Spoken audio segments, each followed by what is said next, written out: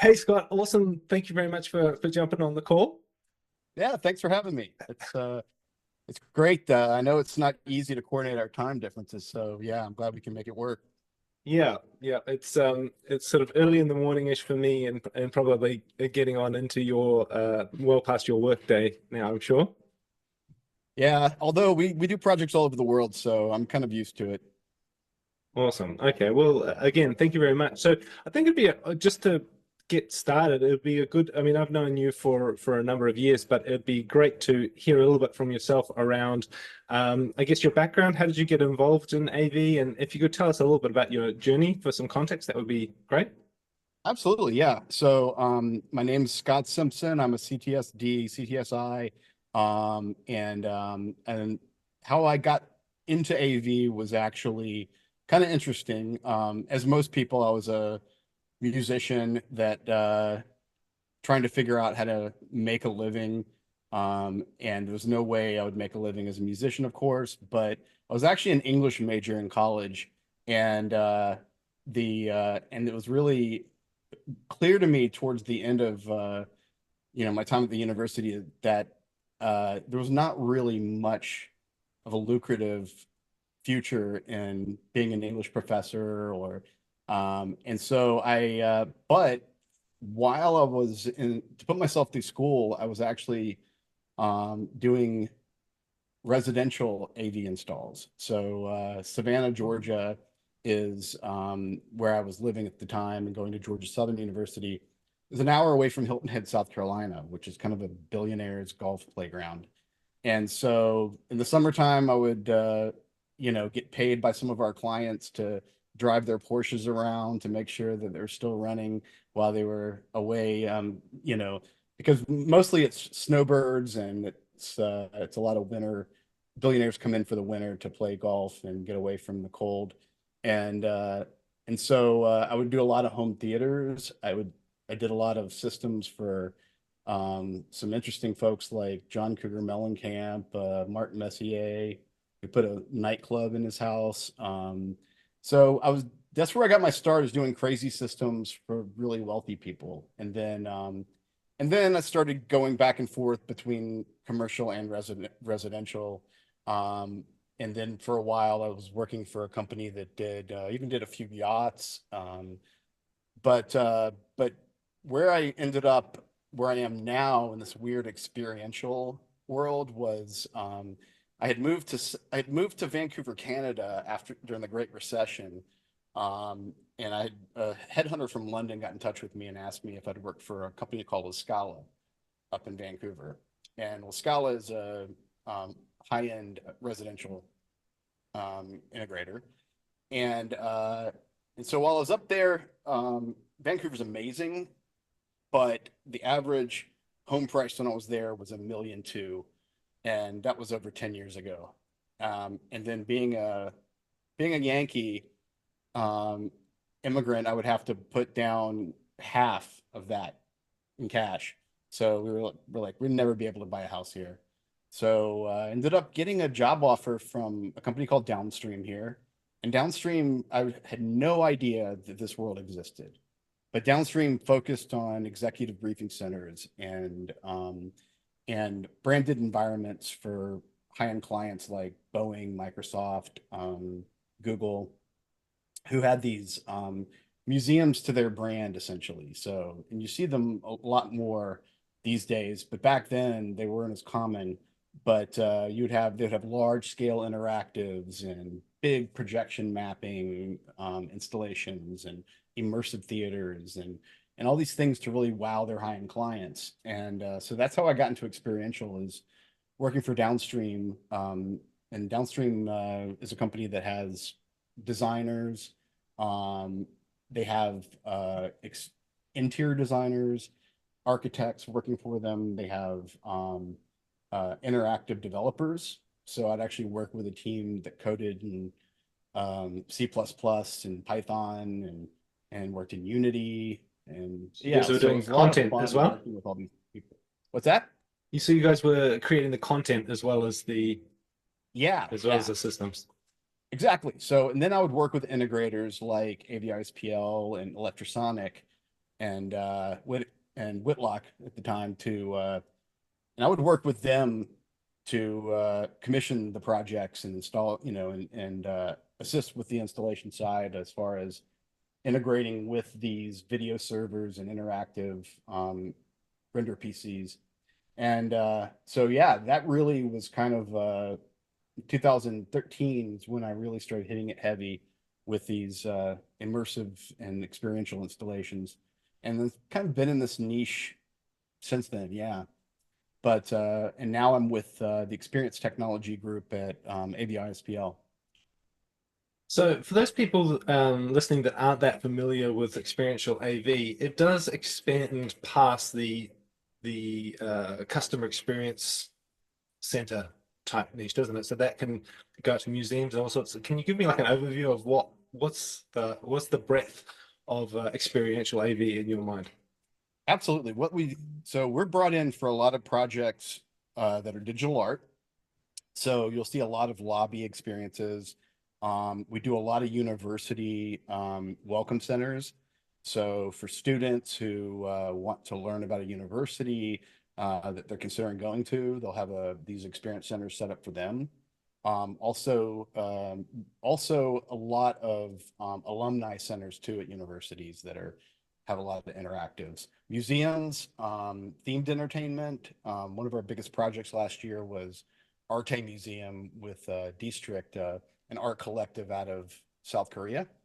And we did a huge project in Las Vegas with them that's projectors, 80 plus projectors blended. We integrated with even scent diffusers and DMX lighting and very directional sound installations. So yeah, that was really a fun project. So we're doing a lot of those these days. We did Museum of the Future in Dubai, and we're getting more and more of those themed entertainment projects as I guess I would say post Sphere, the experiential world has really kind of started to it's really started to take off internationally. And then also the ridiculously huge projects that are coming out of Saudi Arabia now are really kind of driving a experiential arms race right now. So Wow. yeah, so yeah, you see it everywhere. That high-end retail.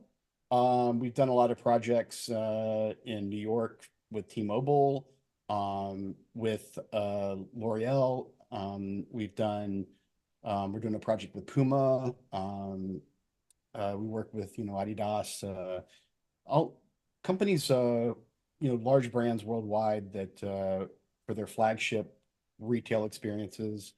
Yeah, and yeah, pretty much anything where people want to use technology to really make an impact on whoever a visitor is, a client, a prospective employee, anybody who's a visitor that they want to just have an impactful experience that stays with them.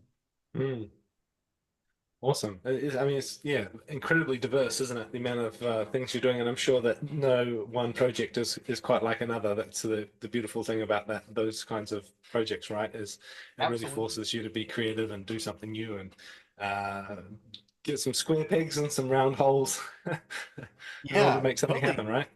Yeah, I mean, absolutely. It's that's one of the biggest draws to this is that you never get bored. You're always on your toes, and often will be asked to do things that haven't been done before. And so it's not the easiest to prepare for a project like that. It's a lot of talking to vendors, a lot of talking to your technology partners and manufacturers to see what's possible. But then we have a lot of custom vendors like 510 is an LED vendor that we work with who makes bespoke custom LED solutions, and they're based in the Brooklyn Naval Yards in New York, and we've done a lot of projects with them, and they're phenomenal, phenomenal partner that is very collaborative and is willing to do things that haven't been done before. So it's just finding other people that are, kind of nutty and crazy and want to do things that are unique or out of the ordinary.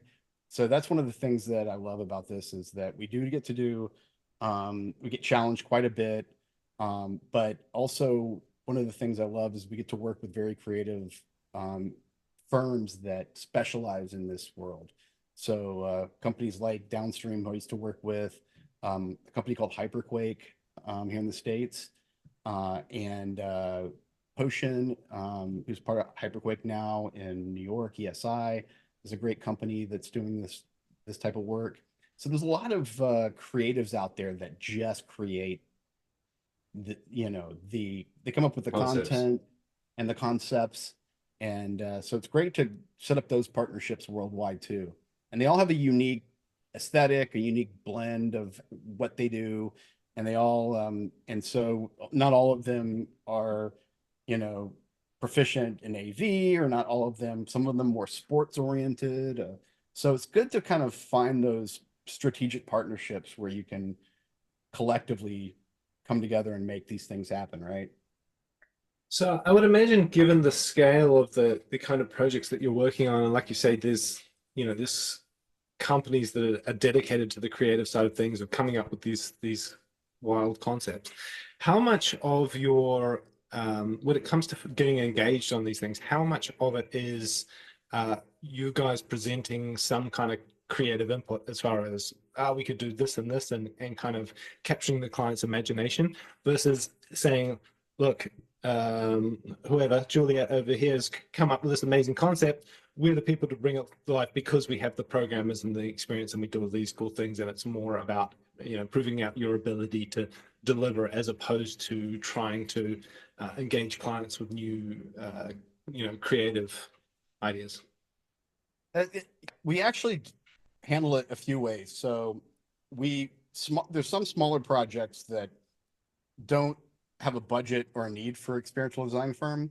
And some of those are things like, we're brought in for workplace experience. So one of the big things post-pandemic is that a lot of companies are trying to figure out how to get people back to the office. And now that the genie's out of the box and everybody knows they can work remotely from home, they're saying, why am I going to be stuck in traffic? Why am I going to have to come in the office and then and have lesser experience in a conference room than I have right here where you can see me? And so a lot of employers are bringing us in to think about how to make the workplace a destination. And so with those projects, they're not the budget of a large scale experience center, which could be $5 to $10 million in AV alone.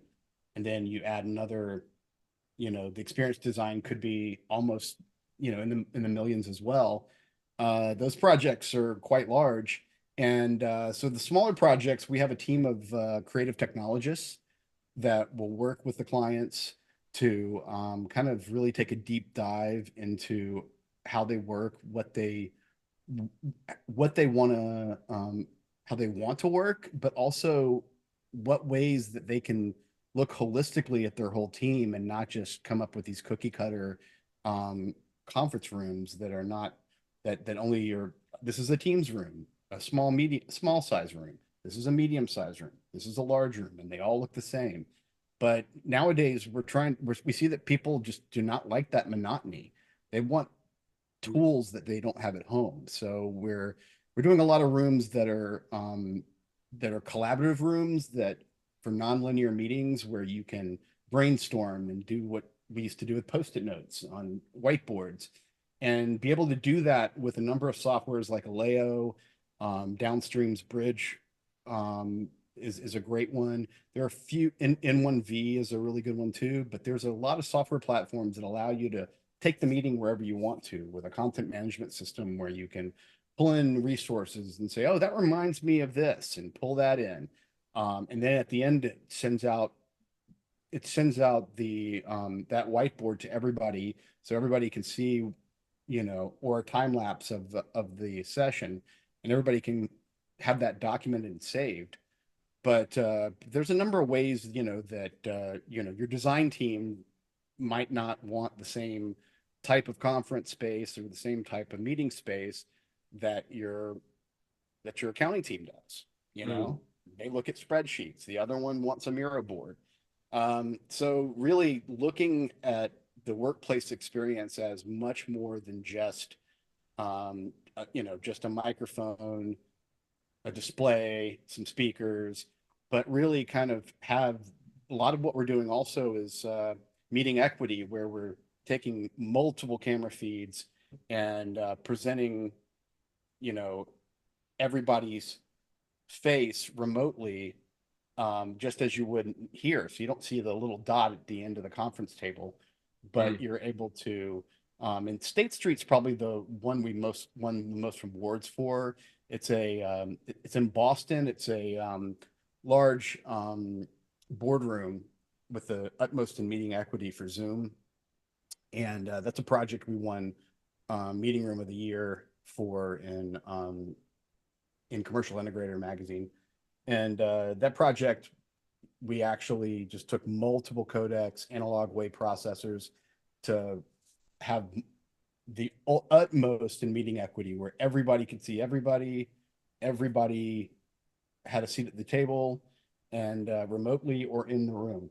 And so that we're doing a lot of those. We're also doing things like for AEC clients, things like VR immersive spaces where you can, they can visualize their Revit models and visualize and have charrettes with their clients and figure out, hey, in real proportions, this is what it looks like. This, if we move it over here, this is the sight lines, these are the impacts, and actually be able to visualize that. So we're doing a lot of completely immersive spaces on the low end with things like Igloo, but on the high end, just completely immersive direct view LED.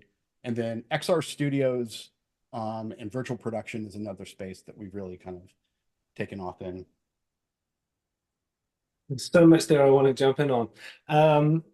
Okay, well, let's start off with the talking about trying to bring people into the office, because this is a conversation I've been having a lot with several different clients now, and I think that you're exactly right that we've conquered the repeatable, usable room, right? And we've gone from traditionally where integrators were doing the interface and everyone was doing a different one, and sort of teams came through and standardized it, and not just teams, the UC platforms. Teams is definitely the dominant one in New Zealand, so that's the one I used, have the most experience with. But that got to a place where it's consistent, and for there was frustration, limitations, and problems, but all the same, I think having that unified interface was definitely an improvement over everybody just having a crack. And there was a lot of reasons for that. I think part of it was in like going back in time and with integrators is a lot of times the interface might get left to the end when there's very little time left in the project, and that conversation didn't happen early enough. But also it would be given to a programmer who is not necessarily an interface design specialist. They're a coding person who thinks like a coding person, and more complicated interfaces make perfect sense for that kind of. It's just a matrix, that it makes sense of that kind of mindset. And I think that was just like an organic way that projects are run and the integrators are set up, that we did end up getting quite a variation, let's say, in what touchscreens look like. So I think that standardization ultimately was a good thing. But you're right, people are now like, okay, well, I know I can get that, but what's the next thing? Okay, now I actually want to bring people in, do something a bit different, and people are starting to pay a bit more attention to different teams have different needs. So I had a client recently, and they're like, I've got infinite canvas on my iPad. I can just keep drawing and drawing, and I want that, but for my whole team in a room that we can keep coming back to, but I don't want any limits on it. And the whiteboarding tools inside of Teams are pretty poor compared to a nice iPad thing. So how do we, Rupert? How I want that, and so people are starting to ask for something more specific to what they're doing, and asking more from the technology, and again give people a reason to come into the office, because the mandates aren't working so well for a lot of people. It's not being perceived in the right way. Like you have to, somebody used the terminology the other day, earn the commute. They're expecting the company has to earn the commute, and I thought that's quite a good way of putting it. Like you want someone to sit in traffic for 40 minutes each way every day, then like give them a reason to do that, and it can be done. You can deliver on a better experience. It can, and I think that even if it's I think something as simple as having a better meeting experience even remotely. So and that doesn't seem very logical, but we've done um a lot of virtual production studios, but then the client will figure out, hey, wait, but you know what? We can have some meeting rooms with better productive lighting, or better microphones that are studio level, and actually have the meetings elevated to a point where they're and we're talking about more one-on-one. So just one person in front of a really good quality camera with studio lighting.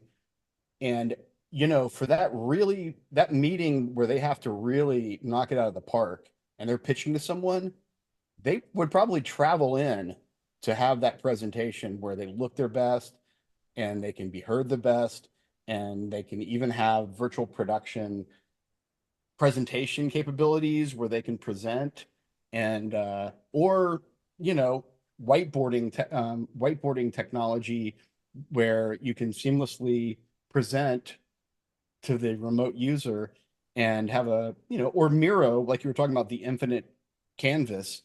Miro is something that we're starting to see incorporated by a lot of teams worldwide, and creating a room where you can have those sessions where you can collaborate and brainstorm and just have that infinite canvas where you can move it around with a big multi-touch display.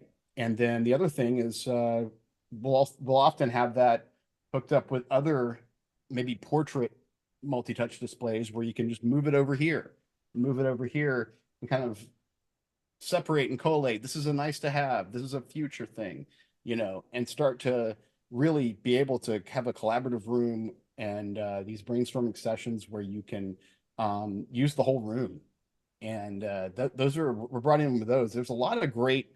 I mentioned Aleo, but another one is a company called 310 EU, based out of Germany, and they have a really great dynamic windowing platform that does just that. You can do infinite canvassing, but then you can also incorporate multi-screens all over the place, and it's very dynamic. And you can have presets where, all right, well, we'll move this, and now we'll have the preset where we have separate whiteboards on displays to the left and right, and then we have our large center where the party's really happening, where the collaboration is taking place at the center, and then we can move things left and right. So those platforms and designing for those really creative, collaborative platforms is a lot of fun. And and this is not new. These have been around a while. I think a lot of people remember the Minority Report and remember and then Oblong came after that can't remember the guy's name who was the consultant on Minority Report. And we still see Oblong. Oblong's still a very popular solution. If you want to just take Windows here, put it here. It still wows people. Yeah, it still wows people. It's very impressive. And so, and at Downstream, we used to do exactly what I'm talking about, but each one was a custom program for that client. Downstream's now making that available off the shelf.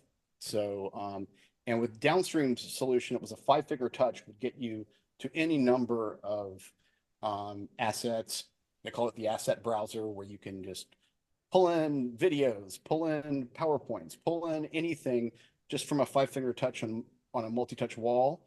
And then you can move that to multiple displays, other places. You can then say, you know what, let's pick this up in the cafeteria. You can go to the cafeteria, and then you could have multi-touch tables where you still keeping the conversation going. And so we did that for a number of years, and I'm starting to see off-the-shelf solutions that are not, for those super high-end, super elite um, clients, but for everyday workers. I think that what we used to have in the executive briefing centers that were only for those super high-end clients have come down to a price where anybody can afford them. So I think we should start utilizing them more. Yeah, absolutely. And I think that's a really important point, because I hear a lot of pessimism for the AV industry, to be honest, particularly around the meeting space. People are like, well, look, it's all going down to a rally bar or whatever, and so there's, it's over. No one's going to be doing anything interesting, and IT people are just going to buy a box and put it on the wall. But I'm actually a lot more optimistic, because of some of those changes that we've spoken about, and I'm sure there'll be plenty of people who will watch this and be like, well, that's great for you guys with your clients up in the clouds. But but it's got a lot harder for people that are more budget constrained. But like everything, the technology, it all filters down. Like, so the A tier people do it, then the B tier people will go and have a meeting in those rooms and then go, oh wow, that's actually really cool. And then other people will figure out how to do something very similar at a cheaper price point, and that all that stuff kind of filters. That's kind of that natural process of technology.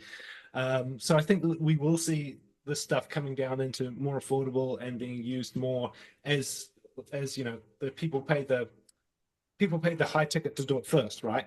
To do it and really showcase and then to show that they're that they're the top of town. But other people will come and experience those things and see the value in it and go, okay, well, look, maybe we can do a version of that. And I think that will filter down into more commercial environments in the future. And for that reason, I'm actually still very, very optimistic around AV and its place in kind of meeting space and particularly in the corporate sector. I am too. Yeah, I completely agree with you, because I think that, we're still social beings. We still thrive for in person. And so I think that the problem now is that we just need a little bit more incentive and those tools. But I think we just need to get a little bit more creative, because now that we've kind of given up on the huddle rooms that have become commodities, and we're saying to ourselves, well, that can just be taken over by the IT department now. This is a race to the bottom. What are we going to do? And I just don't feel that we're being creative enough in thinking about fulfilling the needs that are there. I mean, I think what Teams rooms and Zoom rooms have done was something that was desperately needed. What you've referred to before, the user experience was terrible on a lot of projects, because the end user, they might have worked with an integrator that had a gold level Crestron programmer, but he's on a Goldman Sachs project, and so your lowly advertising firm is not getting the best Crestron program, and then then they all want to be artists when it comes to the user interface, and so there's not consistency, and these people are not, no offense, but your average programmer is not the best graphic designer for user interfaces or UX designer. They're different. That's why when you look at software projects, they'll have a UX designer, and they'll have a coder, and they'll have a front end coder and a back end coder, and they'll have, so so the thing is that we just have tried to take it all on ourselves, and we really shouldn't. And so I think that now that a big part of that's already been figured out, there's a lot more that we can do with AV. And then, so what I was saying before about having very distinct rooms that are very different, it's also been proven that people really, really are tired at the end of the day when each room looks the same, and there's a lot of monotony in the aesthetics of a space. So one of the interesting things, years ago, probably one of the most eye-opening AV tours for an AV install that I've been to. It was a project I had nothing to do with, but it was here in Oregon, and it was Oregon State University, and it was a place called The Edge. And The Edge is these very innovative lecture halls that they produced where they figured out, okay, let's really rethink a lecture hall and the best way to have students engage. So they actually looked at a number of studies from Harvard from the 1800s, and where they were showing that lecture halls in the round were actually the best format. So they ended up doing that research, and they said, okay, how can we make this work in the modern era with PowerPoints and everything? So they actually started putting together the concept, and they actually mocked it up, and they actually found that the the presenter who's in the center of the room will actually react and conform to this new, the new way they're presenting to 360 degrees. And it didn't seem like much was lost there, but what was gained was that students were more alert when they're right in front of someone.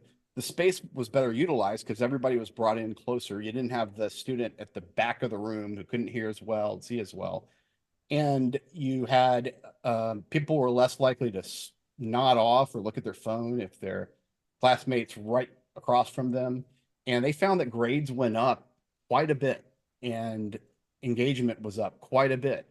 And but the other thing that was amazing about some of this, what their research showed is that they said they found that if they made the rooms look completely different from each other, different color schemes, different layouts, different ergonomic, slightly different feel to the room, that students were even more engaged. Because they were finding that the rooms, the monotony of going from one room to the next room to the next room that looked the same was really just starting to wear people down. They were just, starts to feel like a prison, and so you don't want every room to look exactly the same. So that's another interesting thing, is like ways that we can differentiate rooms. This is the room where I do my best, collaboration work. This is the room where I have the best PowerPoint presentations. This is the room where I have the best, I don't know, in-person meetings. So, and then make them slightly different. And so we're not, at the end of the day, just feeling like we've been in a cell that looks the same, you know? So, so anyway, we went off on a tangent there, but if you look it up, the OSU Edge is one of the coolest spaces. They have one of the best AV teams out there, that for universities, and really talented team. And I got to take a tour, and with one of the people that actually, did the concepts and laid the concepts out. And it's so interesting to hear how they just rethought everything. And now you're starting to see these lecture halls in the round all over the US. There's one outside of LA in Riverside, University of California, Riverside, University of Texas. There's a number of them popping up now. And so we've also started doing those in some of our conference room. If the form factor works, we started doing that in some conference room spaces. So we've actually taken that concept of the round and started, there was a interesting concept we did for Bosch, where they wanted a space that was very square room. And we found that having direct view LED above on both sides, and they could actually see the presentation with the presenter in the middle, but then they also wanted to be able to utilize this room for doing product presentations. So there were cameras where they could bring in these large industrial pieces of equipment and do remote demos and presentations as well. So it was a very convertible space, but above it throughout the whole thing, when they gave the presentation, they could actually show images and video above, so that could be a part of the presentation, not just the demo of the piece, but also the video presentation above. So it was interesting to try to rethink rooms like that and try to see how you can, how you're, get beyond just, okay, a classroom is front to back, everybody looking up front, and or a conference room is, two sides and display on the south or north end, you know. That is really So interesting. So for the in the rounds, how are they dealing with content there? Is it like a four screens in like a ice so hockey rink type scenario, or how are they so the dealing with way that? OSU did it, and if you want to look it up, just Google it. But the way they did it is that the students were all around, and then at the top, in the ceiling, there's a circular screen surface that is, and they used projection paint onto a level 5 finish. So it was a level 5 curved finish all the way around an alcove, and they had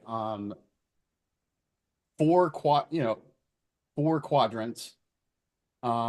So they had two projectors, really high lumen, Panasonic, you know, 15 probably 15 to 20,000 ANSI lumen projectors, that two on each section. So this is one section, this is one section, this is, so break it up into fours. And so wherever you are, you can see a really, really good presentation in 32:9 essentially, or two 16:9 images. So really, really Hmm. cool. And I'm probably not doing it justice in the explanation, but be sure to look up, yeah, OSU The Edge, and you'll see everything, how they did it. And that's, they also did that at University of Washington as well. A very similar thing, level 5 finish with projection paint.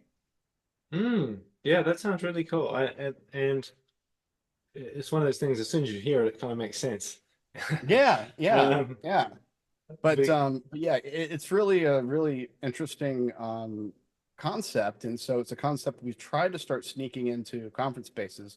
Not as much luck because obviously you don't have the square footage or square meters to do you know that you have in a lecture hall at a major university, but some of these spaces are pretty big.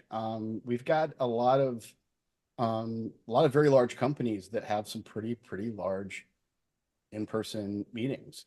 And mm, so we're starting to do a lot of cool, interesting things with all hands spaces. So where companies will do their all hands meetings that are both international broadcasts as well as large audiences in the room. And so those rooms are starting to get interesting as well, bringing in things like virtual production as well as really, having PTZ cameras everywhere that are automated, and be able to really elevate the experience both within the room, but also remotely.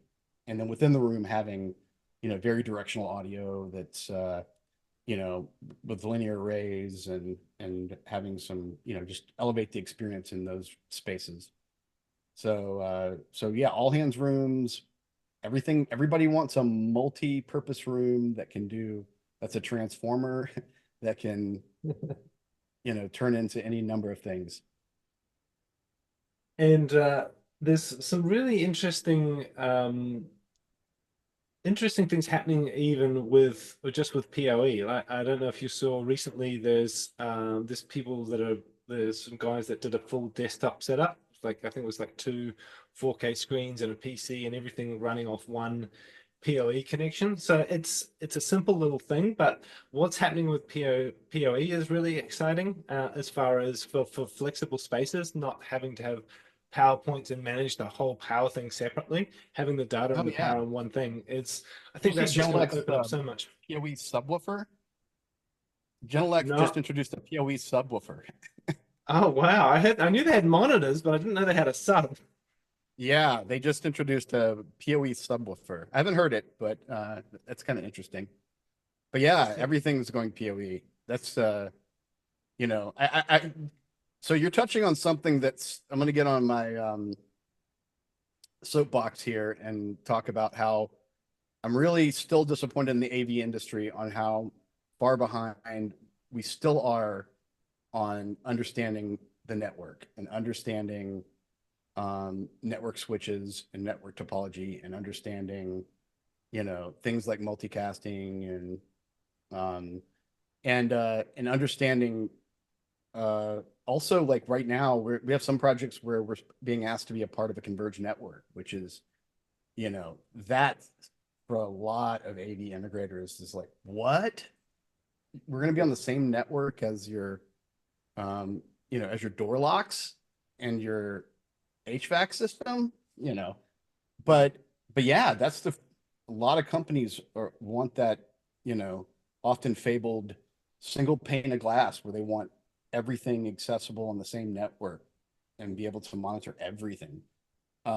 So yeah, that's one thing that I'm really, and I'm glad that Avixa has a network certification now. I'm glad that, but I still think we're way behind. And I think, and the reason I'm bringing this up is now that you said everything's PoE, I'm still see a lot of designers that really are not looking at PoE budgets, power budgets, and not looking at and making big mistakes with specifying network switches and laying out large scale AV networks. And I think that we still need to educate ourselves on what the possibilities are. And we're lucky at XTG, we've got some superstar network experts that are way beyond anything I can do. But I think overall we still need to do better at understanding and embracing the network, because I still see so many segregated systems where so much is RS-232 and so much is, antiquated topologies that are, I think that we need to move beyond that and go ahead and, go ahead and step up to 10 years ago. I, That uh, I stayed 20 years ago. I feel some new modules for the AV500 coming on. Oh yeah. Yeah, no, I mean like RS-232 is reliable, it's great. But there's, like the real interesting stuff is I got to talk to smart monkeys about their work at the Sphere at ISE this year. We had dinner we had an XTG dinner, and it was really cool to find out they're using Node-RED with their Isaac system, which uses MQTT protocol, which I've been a big fan of for some time. And MQTT is a protocol that's really popular for smart building integration. And it's a protocol that was developed by the oil and gas industry years and years ago so that they could have reliable communication to remote places, like offshore oil rigs and things like that. And, but it is a super lightweight. We're talking about much less than HTTP. We're talking about just bytes, single digit bytes, but super reliable.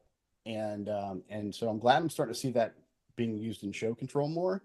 And I think that we can learn a lot from the events world and show control and for what we're doing for complex systems in our world too. Now that we've kind of realized that, the future of learning Simple Plus is, or learning or learning AXLink language and AMX is just, why do that when you can learn Python and open up so many more opportunities, right? So I'm glad that we've already started to move beyond those proprietary protocols. And I'd like to see it step to the next level and look to see what, like I get magazines from factory automation, industrial automation, see what they're doing, because there's a Yeah. lot of really cool, crazy stuff they're doing with machine learning and with sensors and technologies like LoRaWAN.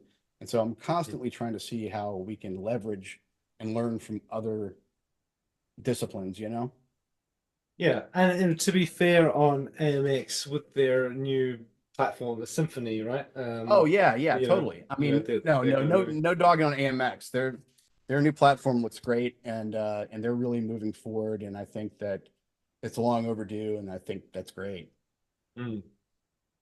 Yeah, no, I totally agree. And looking at, yeah, I've also been pretty interested in what happens in the industrial space, looking at what they're doing with PLCs and the kind of reliability that they get out of, you know, high speed machinery where people's lives are on the line. There's you know, those guys seem to have a lot more yeah, a lot more investment in the reliability side of things. Oh And yeah. so looking at Because the what they're doing factory for goes down, control. the factory floor goes down. That's so much money, Mm, like we, we get angry phone calls if the meetings, and yeah, these meetings are very high level, sometimes really high dollar. But think about the factories that are running 24/7. And yeah, so I look at those like, and also for like custom PCs, looking for really resilient um, PCs with heat sinks that are, um, you know, that you can put behind a display that can handle any type of heat. Industrial PCs have been great, and they've mm, gotten, and you can get an i7, even an i9 in some cases, Intel processor in those now. So yeah, there's a lot we can learn from them. I think that we just need to, you know, keep our eyes open to what the possibilities are, right? mm. Absolutely. I think that's probably a good place to kind of put a bow and tie up this conversation, because I know that you and I could probably keep going forever. It'd be Yeah. great if we could do a few more of these calls, because Yeah, I know totally. that. I would be totally up to it. The one last thing I will say is, the rest of the world, I love DIN rails. I don't know why the US will not touch DIN rails. I think DIN rails are pretty cool. Anyway, I'll leave it at that. You guys don't use DIN rails. No, nowhere.